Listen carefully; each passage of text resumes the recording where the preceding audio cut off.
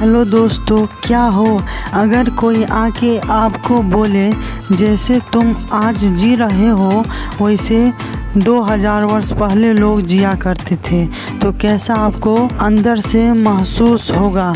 दोस्तों, ऐसे ही दृश्य देखने को मिला लगभग 1.5 साल पहले पश्चिम पंजाब के रेलवे लाइन बिछाने के क्रम में हड़प्पा पुरास्थल के खंडहर का पता चला। इस खंडहर के महत्व को नहीं समझ पाने के कारण रेलवे ठेकेदारों ने हड़प्पा खंडहर के ईंटों का इस्तेमाल रेलवे निर्माण में किया। इस अज्ञानता के कारण हड़प्पा की कई इमारतें नष्ट हो गई। सन 1921 ईस्वी में पुरातत्वविदों ने इस स्थल का व्यवस्थित उत्खनन किया। तब जाकर पता चला कि खंडहर उपमहाद्वीप के सबसे पुराने शहरों में से एक है। इसके बाद पुरातत्वविदों ने इनके नगरों का पता लगाया, जिनमें से मोहनजोदड़ो, कालीबंगा, बनावली, लोथल और धोलावीरा प्रमुख हैं। पुराविदों ने लगभग 2800 हड़प्पा स्थल का पता लगाया। चूँकि हड़प्पा नगर की खोज सबसे पहले हुई थी, इसलिए उपमहाद्वीप में हड़प्पा के समकालीन पाए जाने वाले सभी शहरों को हड़प्पा सभ्यता के शहर के नाम से जाना जाता है।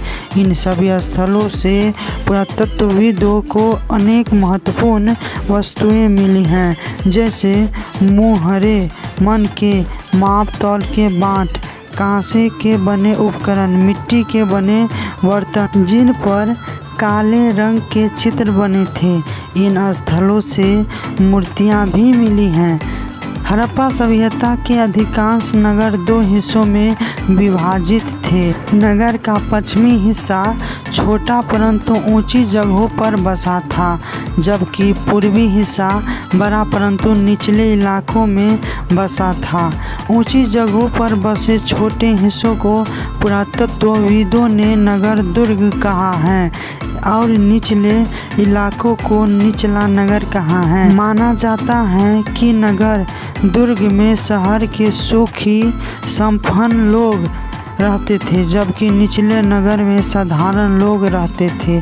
नगर की 4 दीवारियों का निर्माण ईंटों से की गई है।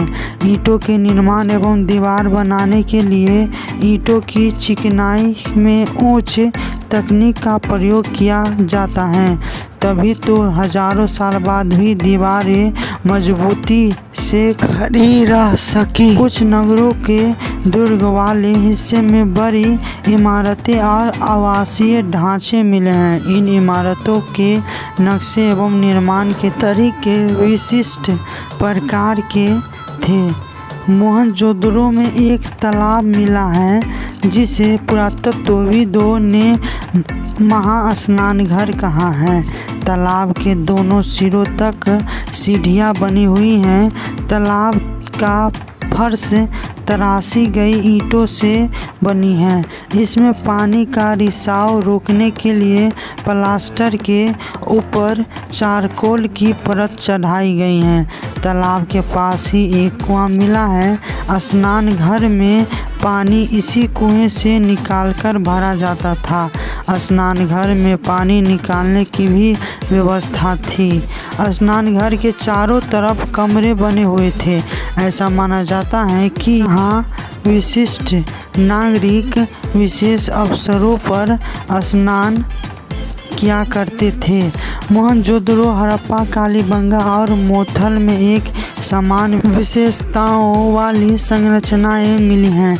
इन संरचनाओं को अन्ना घर या कोठार के रूप में पहचाना गया है। इसी तरह कालीबंगा और लोथल जैसे नगरों में अग्निकुंड मिले हैं। संभवतः इसका इस्तेमाल यज्ञ के लिए किया जाता था। हड़प्पा नगरों के घर प्रायः 1 या 2 मंजिले और कुछ 3 मंजिले भी होते थे।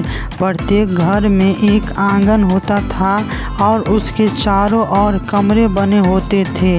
मकानों के दरवाजे और खिड़कियां मुख्य सड़कों की बजाय गली में खुलते थे। अधिकतर घरों में एक स्नान घर होता था। घरों में कुएं भी पाए गए हैं। नगरों में सुव्यवस्थित सड़कें और नालियाँ बनी हुई थी और इनके साथ साथ जल की निकासी के लिए नालियाँ का भी उचित प्रबंध किया गया था। नगर योजनाबद्ध तरीके से बसाए गए थे, जिसकी गलियां तथा सड़कें एक दूसरे को लगभग समकोण पर काटती थी। इस तकनीक की वजह से शहर कई आयताकार खंडों में विभाजित हो जाता था। जल निकासी की व्यवस्था बहुत अच्छी थी। घरों से निकलने वाले मल जल पास की गली में बनी हुई मध्यम आकार की निकास नलियों तक पहुंचते थे। मध्यम आकार वाली नलियां बड़ी सड़कों के साथ साथ बने हुए बड़े नालों में मिलती थी। नाले ईंटों से ढके होते थे। बड़े नालों में जगह जगह पर आयताकार गड्ढे बने होते थे, जिनमें गंदगी इकट्ठी होती रहती थी। सभ्यता के लोग स्वास्थ्य तथा सफाई के प्रति कितने जागरूक थे, ये तो आप देख ही लिए। अब थोड़ा नगरीय जीवन पर भी विचार कर लेते हैं।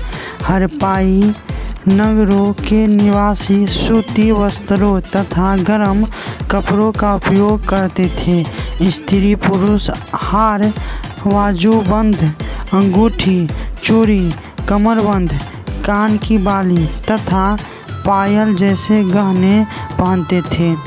इनके निर्माण में सामान्यतः सोना, चांदी, हाथी दांत तथा तांबे का प्रयोग होता था। गहनों के निर्माण में गोमेद, स्फटिक जैसे बहुमूल्य पत्थरों का भी इस्तेमाल किया जाता था। लोग चाक पर निर्मित आग में पके हुए मिट्टी के सदा तथा चित्रकारी वाले बर्तन का इस्तेमाल करते थे। लगभग 1700 ईस्वी पूर्व हड़प्पा सभ्यता का हार से होने लगा था। हड़प्पा सभ्यता का अंत क्यों और कैसे हुआ अभी तक मालूम नहीं।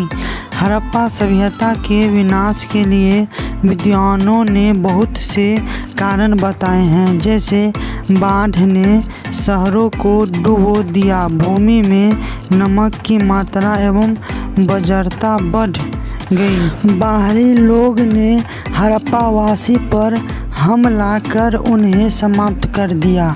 इसी तरह यह भी कहा गया कि वातावरण में भौतिक रासायनिक परिवर्तन एवं पारिस्थितिकी तंत्र में बदलाव हुई, जिससे लोग सौंदर्य सभ्यता के स्थलों से दूर जाने के लिए विवश हो गए। हड़प्पा संस्कृति के बारे में कहा जाता है कि सभ्यता के बड़े बड़े तत्वों का हार से जरूर हुआ, लेकिन हड़प्पा संस्कृति के बहुत से तत्वों की निरंतरता आगे विकसित होने वाली ताम्रपाषाण संस्कृति में बनी रही। यह संस्कृति राजस्थान में आहर संस्कृति, मध्य प्रदेश में मालवा संस्कृति, महाराष्ट्र में इनामा गांव एवं जोड़वे संस्कृति के नाम से जानी गई। आज भी हम मृत देवी की पूजा एवं धार्मिक क्रियाकलाप करते हैं, जिसकी शुरुआत हड़प्पा संस्कृति में हुई। ओके दोस्तों, आज के लिए इतना ही। फिर मिलेंगे हम अगले वीडियो में। बाय।